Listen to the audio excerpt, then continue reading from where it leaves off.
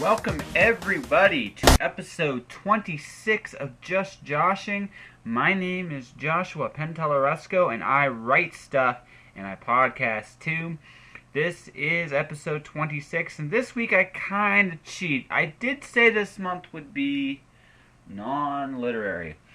And what I meant by that was that I wouldn't really have an author on there. Well, this time I'm kind of cheating. Although, kind of not. So here's where I'm cheating. I'm focusing on a local bookstore. The reason being why I'm focusing on a local bookstore this week is because, honestly, after conversations with quite a few authors, I feel that this is the one area that needs to be focused on more and more in regards to, promoting local. I believe in local and everything. Local food, buy from local farmers, buy local as much as you can.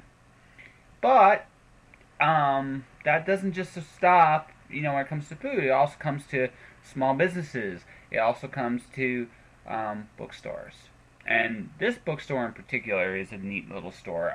Allison's Books is where a lot of the Calgary community goes to see great author events. There are some fine ladies running the store.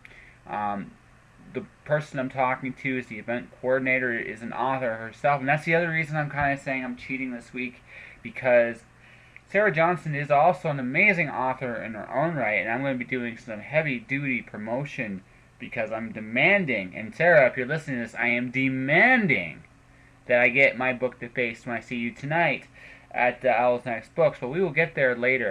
We're going to talk about Owl's Next Books in particular. It's an eclectic store, and I don't mean that in any kind of negative connotation. Their book selection is neat. I love the quotes on the wall, and there's all kinds of neat ones out there. And my personal favorite is the C.S. Lewis quote about reading.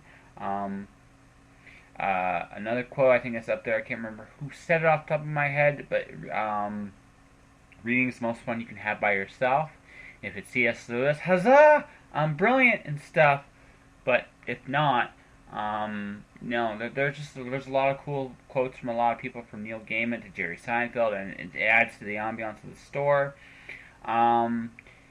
It's like I said, and the ladies there all know their stuff, and so you can go and look for a particular book, and you can buy a particular book, or they'll order a particular book for you, which is something that needs to be done. Like I said, I look at Allison's Books, that if there's any kind of future in a physical bookstore, it's going to be places like that. I think, and I've said this on a few other interviews, I think stores like Barnes & Noble and Chapters, although I really love both stores, and yes, I will support both stores as needed here, the fact of the matter is that their current business model no longer is valid, and the biggest reason for that is Amazon. Amazon is good and bad. Like I said, there have been, again, quite a few podcasts, there have been quite a few discussions of both. And I decided that instead of going into the pros and cons, just the realities that are faced one way or the other, is that if you are an independent bookstore, you have to figure out a way to attract attention. And Allison's Books does it through their events. This week, like I said, Sarah Johnston is the official person I talked to. I do manage to talk to a few of the other people as well. It's kind of a unique podcast, whereas I followed Sarah around while she set up her event at the store. And we just talked about, the reality of the bookstores. And that's, like I said, it was a really, really cool conversation. So I'm going to get there in just a minute. I got a couple other things. It looks like I'm doing more comics this year. There's a lot of things I'm working on right now. Paradigm 3. I think I'm going to be at a writers retreat, Writers in the House in Calgary here this weekend. With some pretty cool names are going to be there as well. But I think the first day is just going to be a comic book day because I got two scripts I need to actually. I have a script I need to work on now. I'm cunningly plotting a story with a fellow author, Christine Steenham, who's been on the podcast. I'm not going to say too much about that yet because I'm not sure that's a yay or a nay. But needless to say, it'll be a fun project, and also it's the first time I've ever co-written a comic before, which is kind of neat in and of itself. I think you don't just co-writing is an interesting experience, and like I said, it's a neat story how that came about. I'm trying to do a short story. I don't know I'm going to be able to pay When Words Collide on time. This strange month this is going to be. I gotta talk about some realities here too. I'm looking for, it looks like for the time being, a second job. I don't need a ton of hours. I just really, I can get by with what I got, just fine. But I want to do some really cool things. One of the things I've already looked into tonight, for example, is theme music for this podcast. And I mean proper theme music for this podcast. I've already talked to somebody I really want to work with, but I want to make sure that when it finally comes time to knuckle up and do it, like I said, it may not be for, I'm hoping, I would love to tell you within the next 10 episodes you'll see the new theme music. I don't know if it'll be through her or it'll be through somebody else, but yeah, this show needs its own theme and vibe. And like I said, I kind of have this idea in my head of what this podcast is and this personality is, and this is one thing I want to do. I want to make sure that I'm caught up on certain things, I can get ahead on certain things, and I can keep focus on keeping my incomes diversified. Let's see, the last bit of shop I'm talking about is this podcast will soon be making its way onto YouTube as well. Starting next week, I will be putting older episodes on YouTube. Podomatic is a great little site, but like I said, right now, I can't really say that the podcast is going to generate a ton of money, and with the U.S. exchange rate with being what it is, I'm not really that gung-ho on paying for any particular website. I mean, I kind of did that this year with my WordPress site. Now it's joshuapenteleresco.com. But I'm not sure I want to do that with anything else right this minute. But I need to diversify, I need to keep things happening, and like I said, I think I got something pretty good going with the show. So what I'm doing right now is, like I said, I'm looking at all these little things I need and some things that are adding up, and I'm like, okay, what can I do to make this all work out? And I'm like, okay, so I'm going to have to knuckle up and do a second job. I don't really care what it is. Washing windows, serving Tim Hortons, I can do that with a smile. Really, I don't need that much more money. I just need just enough just to get myself to the point where I can do other things. And that's neither here nor there. I mean, maybe my day job will actually open up so I can work more hours again. That might happen as early as a month from now. But like I said, I really want to get moving and doing some things. And I got this media mogul empire to build. And the only way I'm going to do that is if I put my time and effort into it. So yeah, that's all the wonderful news and notes today. We're going to get right into Owl's Nest Books here, so just stay tuned real quick. We're going to do one of my usual commercial. Oh, and I made a promise to one of my listeners who gave me a thing. It's like, with the, I promise I will not, I changed the outro to this on purpose, just because I solemnly swore that the outro will come back, because it needs to come back. Okay, on that note, let's get to it, shall we? Sarah Johnston of Owl's Nest Books is just coming up right after this message.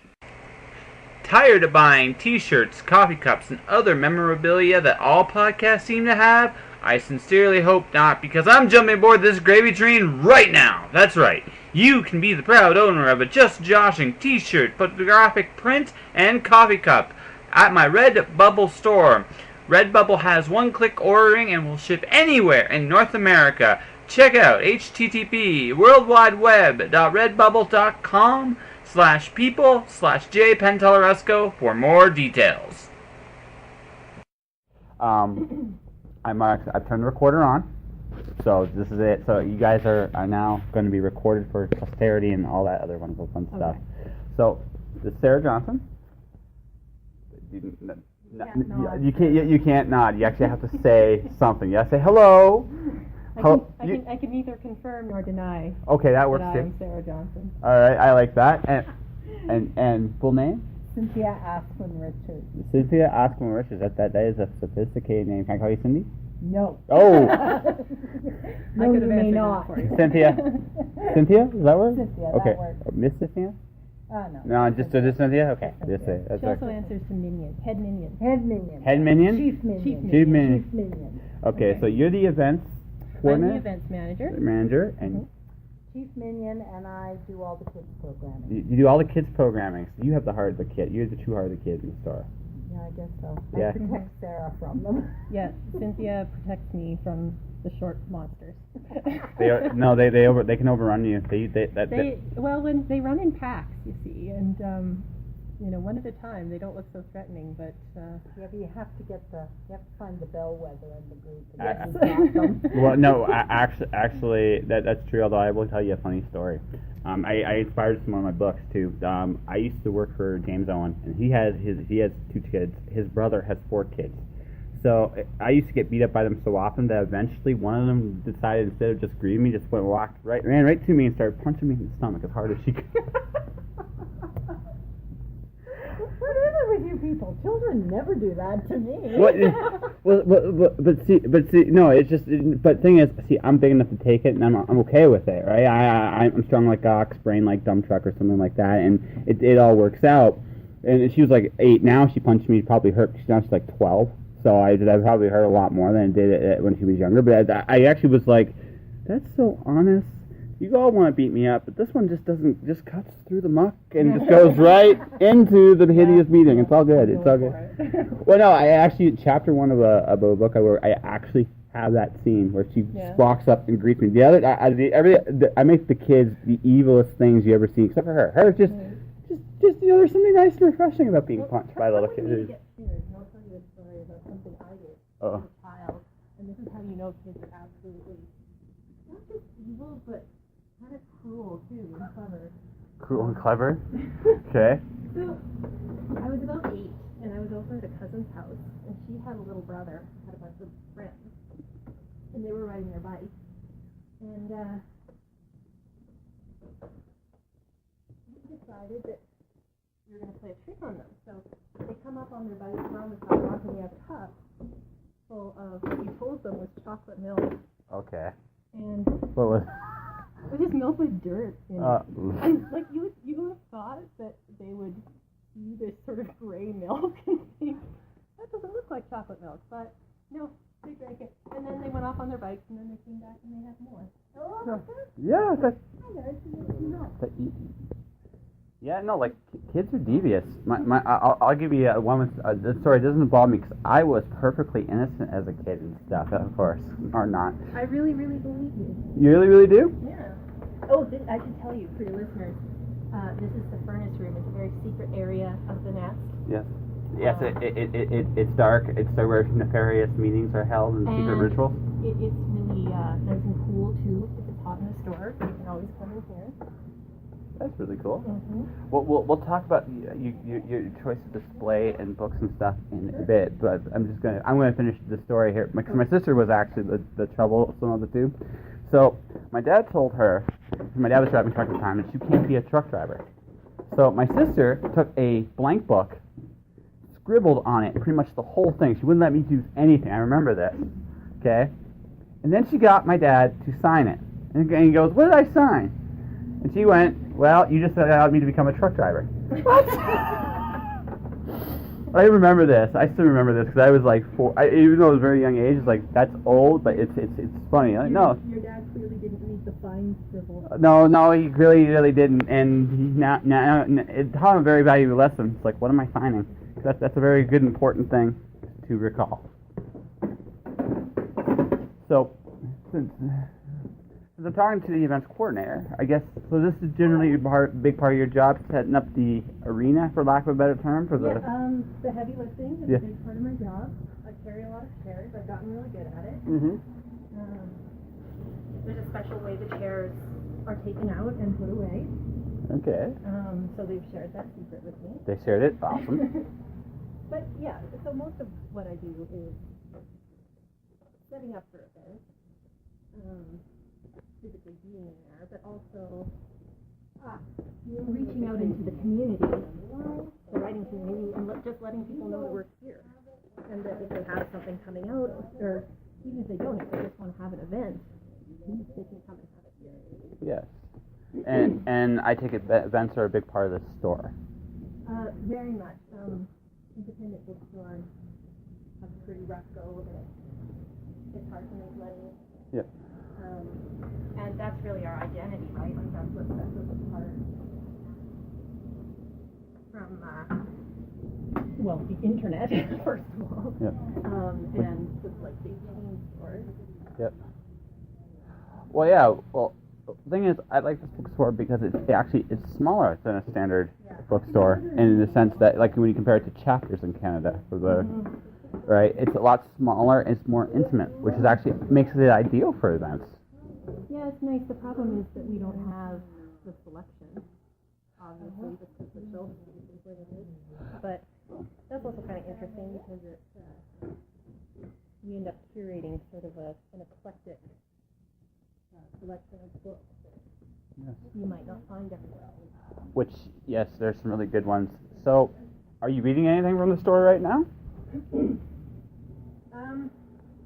What I'm reading right now, I just finished reading. I'm between books, so I just finished reading a book called The Library at Mount Char, which is really, really excellent. I recommend it to anyone who likes fantasy, urban fantasy. So who wrote it and what's it about? Sure. The guy's name is Hawkins. It's either Simon or Scott. I can't remember. Good work. This is Susan Hare. She's co-owner of the store. Hello, Miss Susan. I do a podcast and it's called Just Joshing. It's primarily a literary podcast, but for 1 month I want to do something. This is the closest thing to literary I'm being related to. I thought it'd be cool to interview a whole bookstore. Wonderful. Yeah. I think you've done a great opportunity here, and Sarah is definitely your person, but because she's got an event, so I'm glad you're running around. Oh, it's okay. By the way, if you want help, I can help you. It's not like a horrible deal for me to grab some tea. I might get you to help me move some bookshelves. That's fine. That's fine. I lift stuff for a living, so it's not a huge deal for me to go. May get to lift stuff. I know. Thanks, bye, Susan. Have a good night. It's just I'm here and you're being kind enough to give me your time. I can help you guys out. Randy was mad at me because I took both speakers and one in each hand and carried them to his car. He's like, it's not a big deal, dude. It's all gay. It's what I do for a living. It's all gay? No, it's all all good, dude. Oh, you said it's all gay. It's all gay. That's right. All of it? Oh, super gay. No, anyway. Okay. Yeah, that's Enjoy that. yeah. So it's okay. I can have fun. So no, it's like I say, it's not a huge deal for me to just do stuff because it's like okay. Well, you're getting sort of a slice of it. That's okay, and that's actually the goal for the month of April. I'll show you that book. Yeah, I don't know where is it. Scott Hawkins. Yeah, it's a really original idea, and I don't even want to tell you what it's about. It would take something away from the experience, but that is actually. I'm just reading the back of it. I'm not going to put it on here for the readers. I'm going to say this: if you like fantasy, it's got some of the stuff I would like to write about. yeah, So exactly. very good. And now I'm reading a book called The Aviator's Wife, which is about Charles Lindbergh's wife, who was a poet, and people don't know a lot about her, and they also don't apparently know a lot about Charles Lindbergh, but apparently he was a really nasty guy. What I hear. Oh, okay. That's cool. Looking forward to that. Well, sometimes it's interesting. I mean, but not in the way you like to hear. No. Like, I remember reading Sakajawa a long, long time ago. That's a huge giant of a book. Mm-hmm. And her first husband was a white guy that pretty much treated her like dog crap for about 600 pages. I was like, I don't. It's like. I realize this is autobiographical and all that stuff, but I'd rather read something a little bit more uplifting. There's a lot of enough bad things that happen.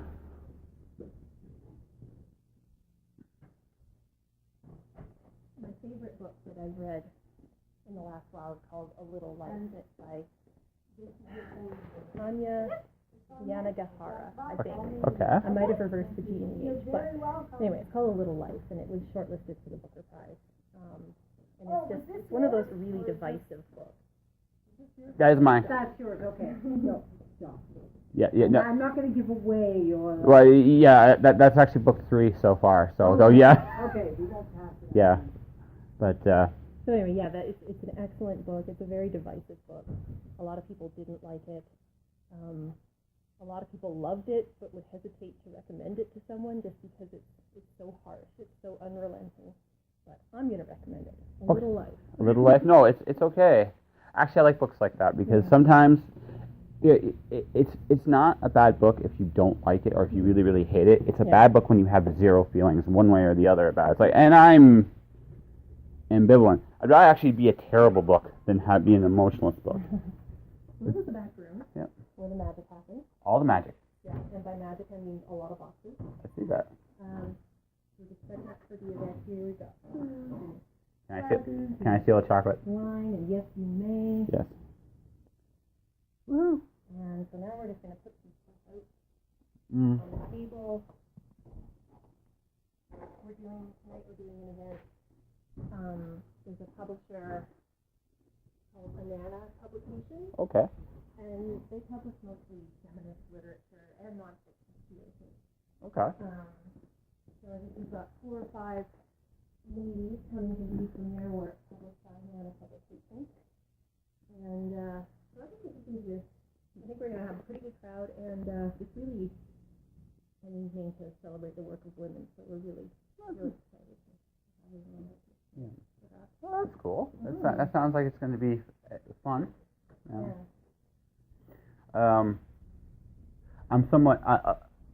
I love like equal rights women. Love that. Sometimes feminist studies is. I ended up taking an English literature class with a very, shall we say, interesting teacher, and it kind of warped some of my views on that a little bit. But then again, it's like I look at it kind of like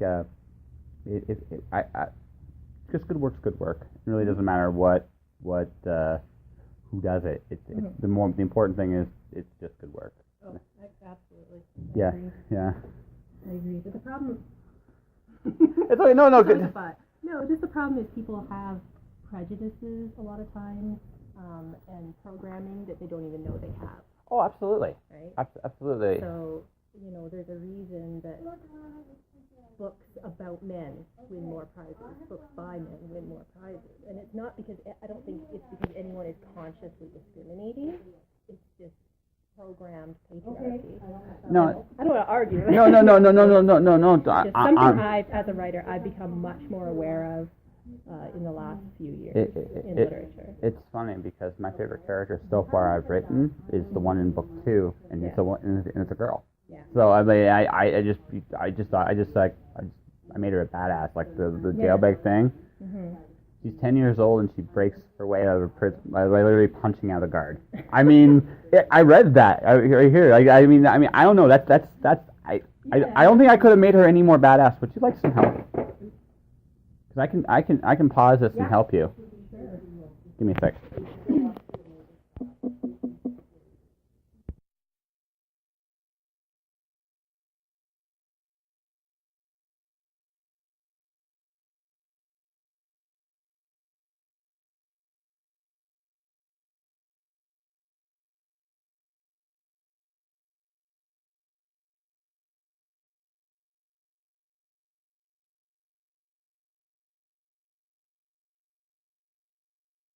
Record mode. So there we go. We're back in record mode. No, it just like I said, I'm noticing, like we're talking about just strictly on women's things. I'm starting to see more attention called to more works. I mean, pop culturally speaking, if you look at comic books, Thor's a woman right now. They changed. There's another one. There's another big character. Thor? Well, they made it Jane Foster is Thor. Yeah. Which is awesome. No, it's great. It actually works out. I actually like that book because it's very old school Thor to me. Mm-hmm. It's like Jason Aaron took the old dichotomy of Odin, Thor, and kind of the worthiness. And he ramped it up a notch because Olsen. Did I say that right? No, not Olsen. Foster. I'm thinking Jake Olsen, who was also Thor once upon a time. But the idea of the Foster is the whole idea of worthiness, and that's a big theme in Thor. Yeah. And she's fighting this incredibly debilitating disease. Whenever she becomes Thor, it kills her quicker. Oh, okay. That's the catch. But yet she's still going out there and fighting, and she fought Loki, she just had a throwdown with Odin, which was really, really good. And that led to a very unexpected end. Although I still think he cheated just a little bit. Yeah. But that's me as a writer going, you cheated. I understand why. You still cheated. Right. Right. Don't think I didn't see what you just did there. Yeah. You cheated.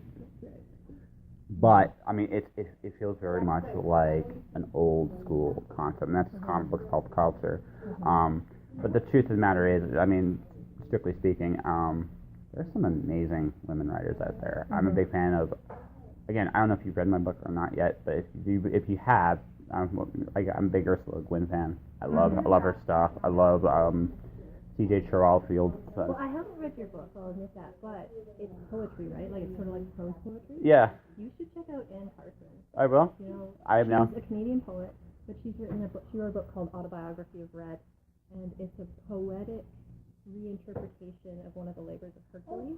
Oh, nice. So Hercules had to go kill all the red cattle guarded by a monster named Geryon, right? Yep.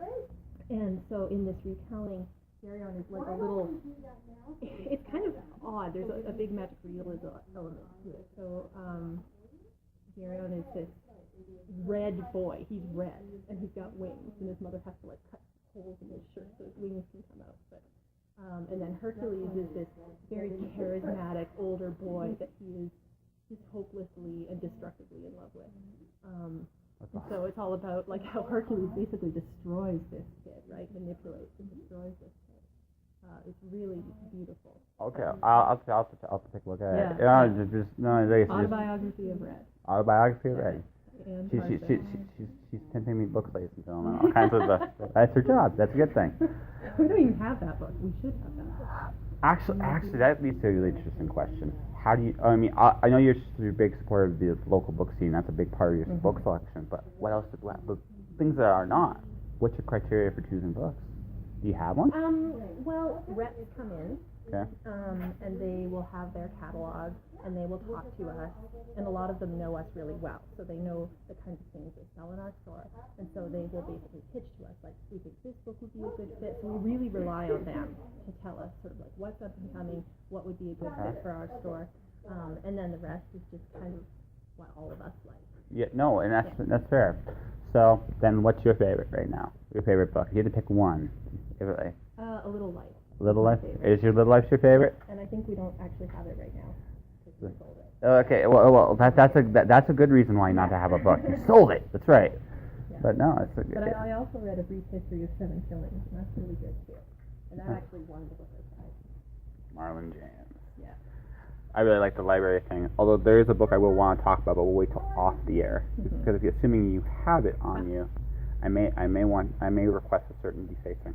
But a certain defacing? Autograph. You're defacing a book. Oh, okay. You're asking me to like destroy a book. No. You're defacing no. When you do an autograph, you deface a book. That's true. Right. But the thing is, it's an acceptable form of defacement. So whenever I do a show or a convention, I just go and I talk to people. It's like, would you like me to deface it for you? It takes them a minute to get it. Oh, I get it. So like that's your thing. Yeah. What's the defacing guy? Well, no, it's not even so much that this is supposed to be fun. Like at the end of the day, this is supposed to be fun. And the fact of the matter is, you are in the business of interacting with people. Now, people sense that you have a good time, that you love what you do, that you enjoy this,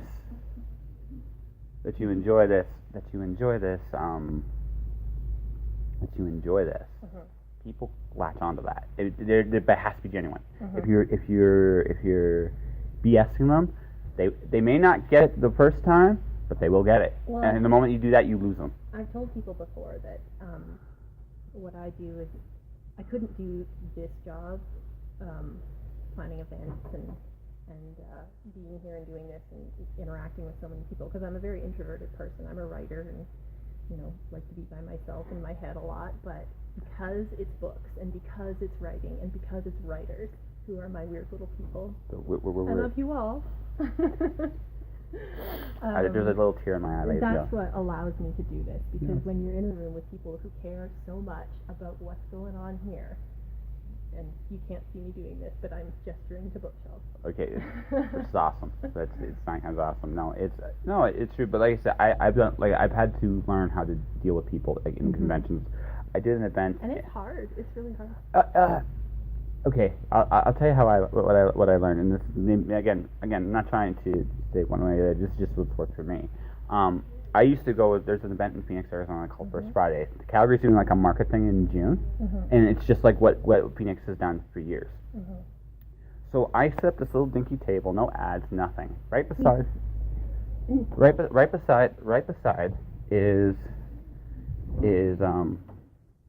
Tell her the baby book package for the lady. Oh, Josh. Is this okay? That looks good. Oh. That looks great. Oh. Cheese and sausage on a rooster. That is fantastic. Don't. By the way, you're on my podcast right now. Yeah. This is Michael Hare, co-owner of the store. Yes, we have met. We have met a few times. Here, we're gonna shake hands again for the third time. But how have you been, man? Thank you. Yes. I'm well. I'd be better if it weren't for Cynthia and Sarah being here, because my life can tumble into a state of disarray when the women are around me. Yeah. They're always marching to mellow. And because I'm now being recorded, it has occurred to me that I better retract that statement. In the event that it might go out there into the ether world. It is my peculiar sense of humor at work. Yes, it is. No, it's fine. I look at it this way: be yourself. That's the most important thing. What we should do is mic him so we can all see him trying to put the mic on. No, that'd be. Under the shirt. Oh, So you've heard that Oh yeah, story. we all heard about that. Yeah, okay, all right. So you should probably tell that story before we go. But I was just saying, I was talking about the whole playing with like what she does is she actually goes out in front of books, and I learned how to deal with people. There's an event called First Friday in Phoenix. First Friday every month, all these artists get together in downtown. Like it's huge. It goes several different blocks, and in the block I was in, I sometimes would be students that people with like glass, like jewelry work that's just phenomenal. Literally at one time I sat beside 2 rock bands. I learned very, very quickly that if I didn't talk, nobody's going to come say hi. So I started with something really simple. I just say hi to people. I talk to them. I say hello, how you doing, and I be genuine. I'm not trying to. I'm not necessarily going for the sale. I'm actually just engaging people. That's something I learned very, very early in this. You engage people, and then if people are interested, they'll come to you. You make eye contact. They come to you. They say, how you doing? You have your conversation, your 10 seconds, and that's where my wonderful sense of humor about things like the basement came into play. Because I get nervous too, but the thing is, I cover it up with horrible jokes. So that's how I do it. But the thing with it is, and then we get into the book, and I've gotten really good to the point where I can pitch my books in 30 seconds or less, and I let them look, and if they go, they go. If they don't, they don't. But like going back to like what the whole point of being genuine, people respond to you, like who you are, right? Because that's a real secret. Like you can go out there. So Joshua, right now you're going to learn that I'm kind of task oriented from time to time. That's fine. So am I. Do you want me to leave you alone while you do your task? If you are going to continue this discussion, you have to do it while I perform my task or Sarah performs her task. That's before authors showing up. Yeah, no. So we have to get this. No, it's fair. No, as I said, I'm not trying. Okay, you're following her. Yes, I am. Good. Yes. No big deal. But no, like I said, you just gotta be real. And I find that actually goes a long, long way to getting people at least engaged. Well, you can try and mask yourself, but it doesn't. Yourself will eventually come. Well, there's no point, right? There's no point. You might as well be you, because the way I look at it is everybody can be awesome. Just be yourself. And that's usually the trick. That's right. In my novel, there's a character who's sort of mentoring another character, and he tells this kid, never be yourself, because yourself sucks, and it's not what other people want to do with. Oh, that's horrible. I mean, that's great. That's a great line, but I have found the opposite to be true. Like, I can't hide who I can't hide who I am. So why try? It just I mean, tone it down a little bit sometimes depending on who you deal with. But that's the best I can do.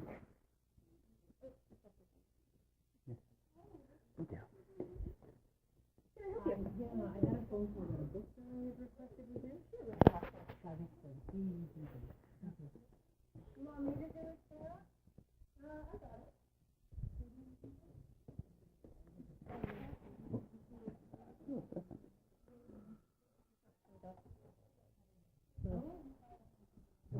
get a lot of people ordering like special order books. Yes. So when they come in, we give the customer a call or an email, and then they come pick up their book. Oh, thank you. Yes. Yeah. I think you had suggested this one a long time ago. Yeah, I did. There's another one that had a lion hiding. Oh, yeah, we've got that one, but was there another by the same author? Sometimes our counters are That just seems to be part of life. Yeah. You have a garbage, real quick? Mm-hmm. Thank you. I would be rude for me to leave my mess somewhere. So. Well, you'd be surprised where people leave their garbage in here. I probably would and wouldn't be at the same time. I was a janitor once upon a life. Half full latte, let's leave it on a bookshelf. Yes, you're like, oh, thanks. Breathe the wrong way, all of a sudden it's like, oh. Or there'll be events on a Thursday, and then the following Monday morning, we'll find like a wine glass on a bookshelf in the kids section. Like, yes, with food still in there, yes. Yeah. Yeah, that's been there a while. Someone has definitely seen it. Yeah, it's like, oh, oops. Yeah, it's like, somebody should, nope. It just adds character to the story, you see. It's all good. No, it's fine. Sure. So, let's come to the fun stuff here. So, if people want to come to Alice Books, what's the impression you like to give to your customers, if there is anything that's the goal? I guess this is a place that you can come and you can be in your head. We don't have music playing, so it's quiet. You can just browse, take as long as you want. But there's also a lot of people here who know a lot about books. So people often come to us because we're so good at it.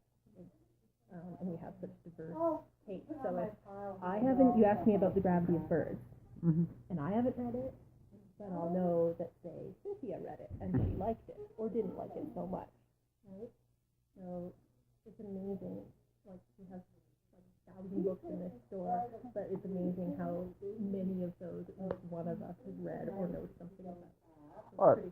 So that's the way it should be, though.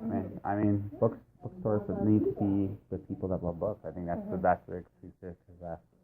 So. Well, we're kind of matchmakers that way, right? Yeah, we come in and we want to fit you with the best book. Fair enough. So we're gonna get to the wonderful fun stuff here. Contact info. People want to find you guys first physically and online. How can they do that? Okay, so we are located at 815A 49th Avenue Southwest in Calgary, and where we are is a plaza called the Britannia Shopping Plaza, and there's a Starbucks and a Royal Bank and a Sunterra. We're just right in there. And online, you can find us at owlsnestbooks.com.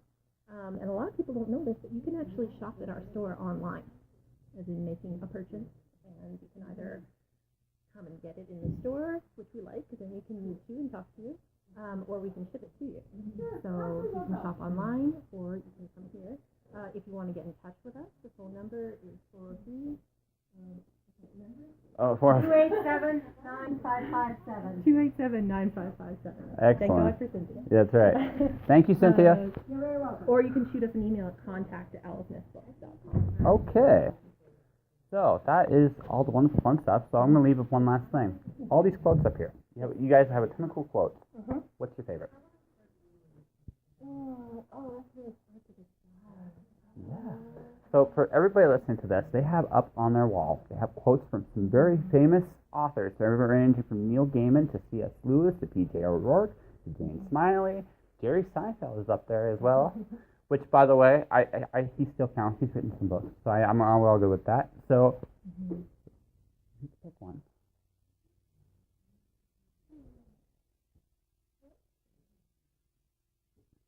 I think I have to go with the Alice Hoffman quote. My eye is drawn to it. Okay. Again and again. Books may well be the only true magic. Okay. And if there's anything magic in this world, I agree with this book. that was Owl's Nest Books. Like I said, at some point really soon, I'm going to get myself a real microphone. I know parts of this is definitely going to be kind of muffled. But you still, I think, I heard enough of this to get the idea that you'll get a good conversation in. No, like I said, Sarah was saying it for an event, and she was really nice enough to do it, and Cynthia was there, and the rest of the staff, thank you very much for your time and your effort. I will do better next time, that I will say. So, but on that note, I feel like I should be doing some shameless self-promotion here.